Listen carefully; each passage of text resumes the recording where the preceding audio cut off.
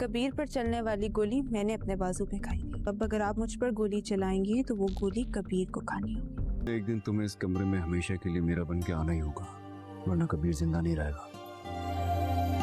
चुप कर जाओ, या फिर तुम दोनों मेरे साल पे हंस रही हो। मेरे तो कभी इसकी हिम्मत नहीं हुई घर के अंदर आने की।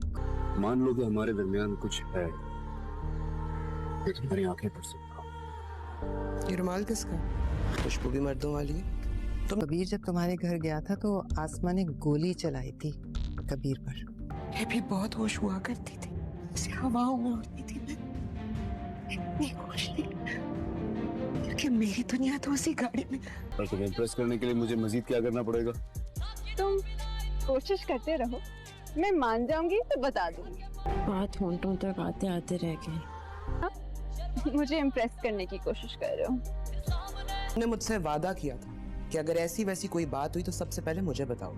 ऐसी वैसी कोई बात तो नहीं है। तुम ना और रिया की आंखों में कबीर को अपने लिए प्यार तो नज़र आता है, इसीलिए कबीर रिया से कहता है, मैं जानता हूँ तुम मुझसे मोहब्बत करती हो, मैं तुम्हारी आंखें पढ़ सकता हूँ और तुम्हारी आंखों में मुझे मेरे लिए बहुत ज़्यादा प्यार नज़र आ रहा है।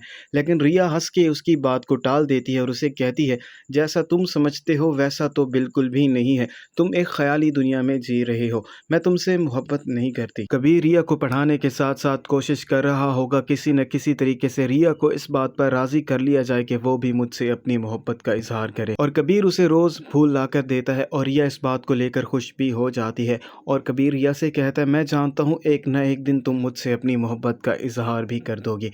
रिया कबीर से कहेगी, तुम अपनी तरफ से कोशिश करते रहो, जब मैं तुमसे इम्प्रेस हो जाऊंगी तो मैं तुम्हें ज़रूर बता दूंगी। और रिया के पास कबीर का रुमाल भी रह जाएगा और रिया जैसे ही घर वापस आएगी तो उसे वही रुमाल नजर आएगा और उसमें से कबीर की खुशबू भी आ रही होती है। और रिया उसी रुमाल को देखकर खुश हो रही होती। इतनी देर में अस्मा भी रिया के रूम में आ जाएगी और रिया के हाथ में वो रुमाल देख लेगी और रिया के हाथ से वो रुमाल भी छीन लेती है। और रिया के चेहरे पर अभी तक मुस्कुराहट होती है और रिया के चेहरे पर वो मुस्कुराहट देखने के बाद अस्मा को ये बात समझ आ जाएगी, ये वही मुस्कुराहट है जो मेरे चेहरे पर वाजिद को देखने के बाद आती है।